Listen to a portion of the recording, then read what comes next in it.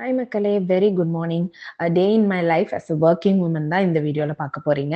Morning 6:30க்கு எழுந்து first oil வச்சுட்டு குக்கிங்கை start பண்ணியாச்சு. லஞ்சுக்கு பாலக் புலாவும் சிக்கனும் தான் பிளான் பண்ணியிருந்தேன். மார்னிங்க்கு வந்து தோசை சுண்டல் குழம்பு வச்சிடலாம், நைட்டே வந்து சுண்டலும் ஊற போட்டு வச்சுட்டேன். ஸோ நான் வந்து லஞ்ச் ப்ரிப்பேர் பண்ணி வச்சுருவேன். அவர் மோஸ்ட்டாக வந்துட்டு டிஷ் வாஷிங் டீமில் தான் இருப்பார்.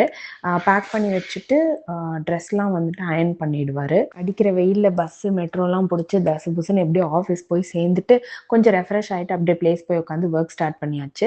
ஸோ இன்பிட்வீன் வந்துட்டு குட்டி குட்டி பிரேக்ஸ் வந்துட்டு எடுப்பேன். ஏன்னா ரொம்ப நேரம் உட்காந்துட்டே இருக்க மாதிரி இருக்கும். அப்பப்போ ஒரு குட்டி வாக் போன மாதிரி இருக்கும். ஸோ லஞ்ச் சாப்பிட்டுட்டு எப்பயுமே வந்து ஒரு வாக் போயிட்டு வந்து தான் அடுத்த பிளேஸில் வந்து உட்காருவேன். ஸோ தட் வந்து வெயிட் போடாமல் இருக்கும்.